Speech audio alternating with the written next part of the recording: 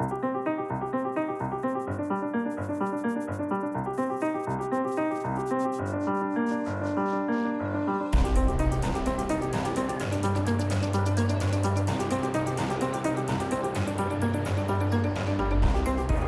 favourite object is the Rosetta Stone in the Sculpture Gallery. It has 3 unique languages, but they're all saying the same thing.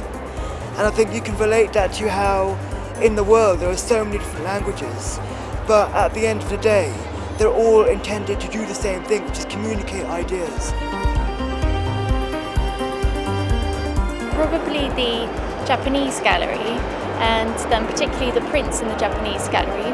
The depictions just have something which is so universal and will always be really relevant throughout time, which I really love. I used to work close to here, and I used to go and sit in the room, with the Elgin Marbles. It was very calm, there was nobody in there, and you could just look at these ancient marbles and you got a sense of perspective. And I think that's really what the museum has done for me throughout my life. It gives you a sense of perspective. There was this Egyptian perfume bottle, and it looks like a jug.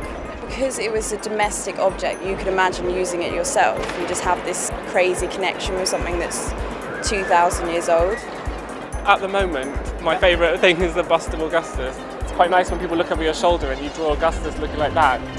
It's sort of like a really trashy version of these busts that are seen as really high art. But I think, there's no real hierarchies and things, and they're like the celebs of their time, so I quite like the idea that they're equally trashy. It's like some of the most beautiful representations of worry in all of human history are on the faces of those emperors who clearly couldn't relax for long enough to have a portrait taken. That's completely transcended all kind of cultural boundaries. It's absolutely amazing.